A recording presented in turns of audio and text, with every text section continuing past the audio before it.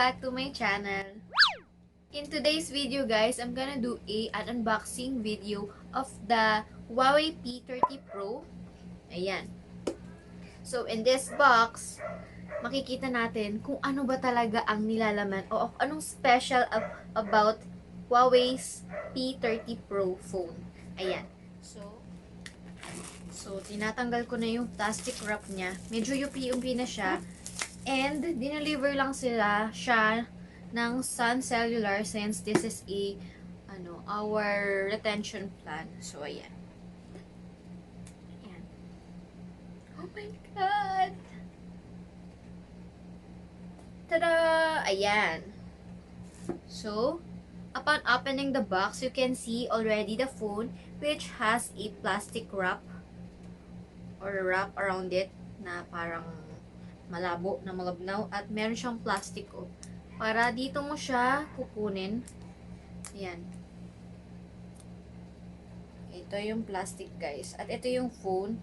And you can see ito yung parang bigla ko nalaglag no? Parang fingerprint scanner niya. So kunin na natin. Dahan-dahan. Ayan. This is what the phone looks like. Ayan.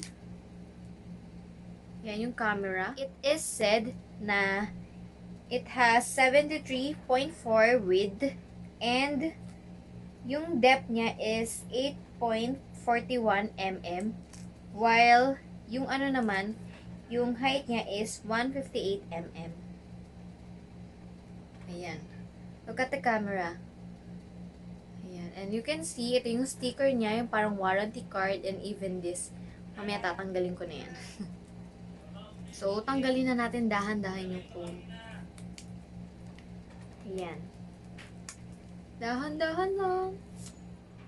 So, obviously, you will see a front cam in here. Yan yung front cam niya, guys. Ito yung front cam. And this is the rear cam. Ayan. Tatlo yung camera niya, guys. Ayan. Nakikita nyo, di ba? Tatlo yung camera niya. At ito yung pang-apat niyang camera. If hindi nyo napapansin. But this is the fourth camera of Huawei P30 Pro. Bago tayo doon sa camera, first, I wanna show you what's inside the box. So, the box includes sticker. Ito ata yung parang warranty stickers, I think. See, there. It has an eject tool, parang katulad sa mga iPhone. I'm not so sure if Samsung has it too, pero dun sa Vivo ko, wala siyang ganito. As far as I remember. And meron din siyang protective case, guide, and it also has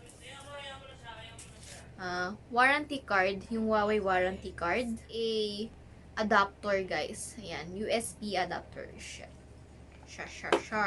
And it also has Type-C charger or cable.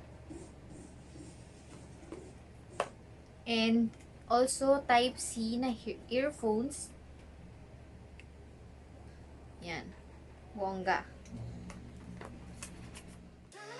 So guys, the width of this phone is 73.4 mm. The depth of it is 8.41 mm and the height of it is 158 mm. So for the camera, it is already a Leica quad camera and also it has 3 cameras guys. So yung first one is a 40 megapixel wide angled lens. The second one will be the 20 megapixel and the last one is the 8 megapixel. So at the end of the phone, you will spot on the speaker and then yung charger or yung Type-C port and then the SIM card. The SIM card slot guys. Yeah. The first one will be the nano memory card guys. It has 2 slots though. And the second one will be the SIM one. So if you're thinking it is a dual SIM, I think not. But I can guarantee that guys, it is open. It has no buttons on the front obviously. but you can spot on the only button it has is on the right side. Ayan guys. Ayan. So, makikita nyo, yung power button has red na parang color, while the upper of it is the volume up and down. Yun lang yung buttons niya guys, as in. And on the other side, wala na siyang buttons. So, while on the top of the phone, it has the infrared sensor and a microphone. Yan yung unang makikita nyo, yung language muna. Ayan. Hanapin natin dito yung Philippines. What the heck? English. Yan, yung language muna. Yan, English. Get started. So, yan yung kung saan kayo nakatira. Or, right. Enter natin, Philippines. Saan yun?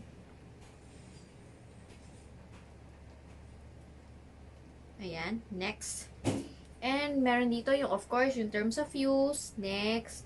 Ayan, no SIM card. Skip natin. Mamaya tayo maglagay ng SIM card or soon. Ayun na nga guys. So, data import. Kung saan nyo pwedeng ita-transfer yung ano yung old phone nyo. Is it Android device, iPhone or iPad, Huawei Cloud, backup. Ayan. Basta yung backup Chuvanes. Ayan. Next. And ito, of course, Wi-Fi. Enter natin yung Wi-Fi.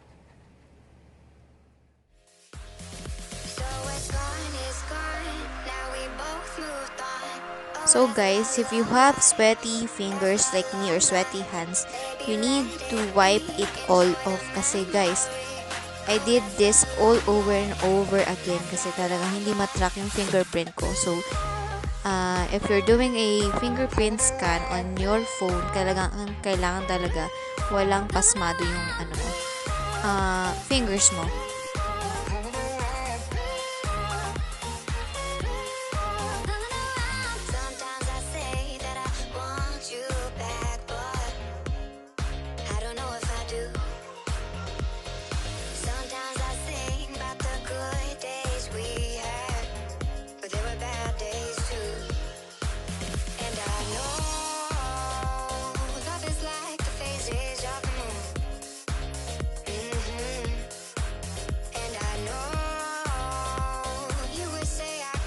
So guys, let me show you how I try to open my phone.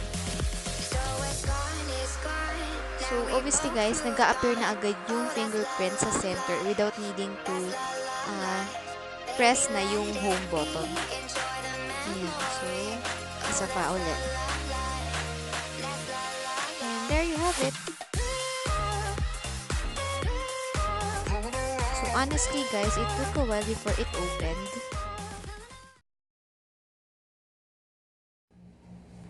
Tapos guys, ang kagandahan nito is pwede ka nang mag-download agad ng mga apps. Meron na silang suggestions. Katulad nito, may Messenger na, may Viber. Ayan. Ang dami nyo na lang apps na pwede mo nang i-download agad. At ayan. So, later na lang yan. At this is the settings looks like. Ayan. Diba? So, obviously, I got the Huawei P30 Pro in the color of black. Ayan. Medyo nakakakaba lang siya, guys. Kasi, tingnan nyo. May mga, fingerprint siya. So, as much as possible, lagyan nyo na agad ng, ng tempered tempered glass. At, meron namang nabibili doon. Either it's front and back, or yung front lang. Ayan. So, ipapakita ko din sa inyo kung gaano kalino yung camera niya right now. And, ipapakita ko din yung picture ko kanina nung ginamit ko siya. Kasi ginamit ko na agad yung isang phone. Bali, ito yung sa mom ko. Ayan. Ito yung in-introduce ko sa inyo. Ayan. Okay. Later. Ayan. So, pipicture ako right now.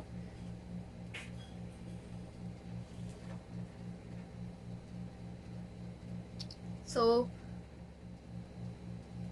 ayan, guys. So, pwede nyo siyang i-mirror off or mirror on, which is kindly good. At napakaganda nung quality nung camera niya, guys. Sobrang linaw.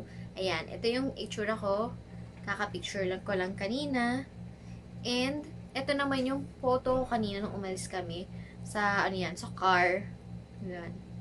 So, for the video naman guys, ayan. Let's try making a video. Hi guys! Welcome back to my channel. So, ito yung testing ng video ko sa Huawei P30 Pro. Ayan. Yan yung itsura niya. Ayan guys. O, diba? O, selfie pa tayo. Hi guys! Welcome back to my channel. So, ito yung testing ng video ko sa Huawei P30 Pro. Ayan. Yan yung itsura niya. So let me share to you guys what is the actual look of this camera, of its camera. Kasi talagang marami kang pwedeng pagpilian sa camera niya. And it is one of the best photography gadget that you can use. Yan. And you can also use macro and lots of more types of camera in this phone. At nakikita niyo naman, di ba? And you can choose any of this. All of them. Ayan. Let me show to you how hybrid the zoom it has. Look at how clear and high definition the photo it has, or the camera has, okay? Ayan, 30 times na yung optical niya, yung zoom niya, and sobrang linaw pa rin. And let me show to you how clear it is pag na-zoom na ng 50 times optical. Ayan. You can see that the photo is still clear, or the camera still has a clear vision. And when you zoom it out, napakalayo ng product or ng item. Ayan guys, this is really impressive talaga. So now guys, let me share to you what is my verdict about this phone. So the first one for my pros of this phone is that it really has impressive color options. So sad to say, ang nakuha ko is the black color and instead of the breathing crystal. But no offense, mas prefer ko talaga yung breathing crystal kasi mas ma-appeal siya kaysa sa black. Alright? So the second pros for this phone is that it is water and dust resistant, making it safe to have a selfie above water. Charing. Hindi, malapit sa mababaw part ng pool. At syempre, always take precautions when taking a photo in the pool. So, next naman is it has excellent battery life, which is really proven since nung ginamit ko siya guys, the next day it still has 20% of battery life. So talagang thumbs up tayo dito sa phone ito when it comes to battery life.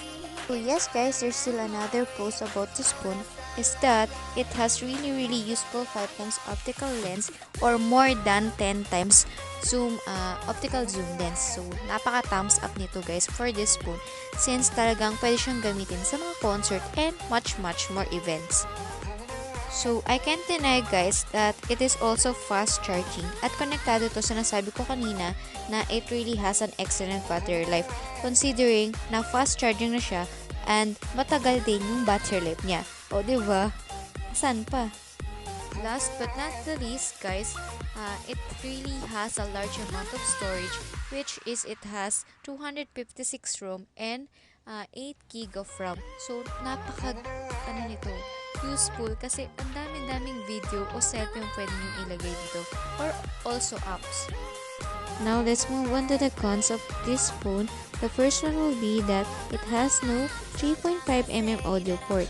So guys, it is not a typical phone that you can use your typical earphones kasi the port of this is Type-C headphones.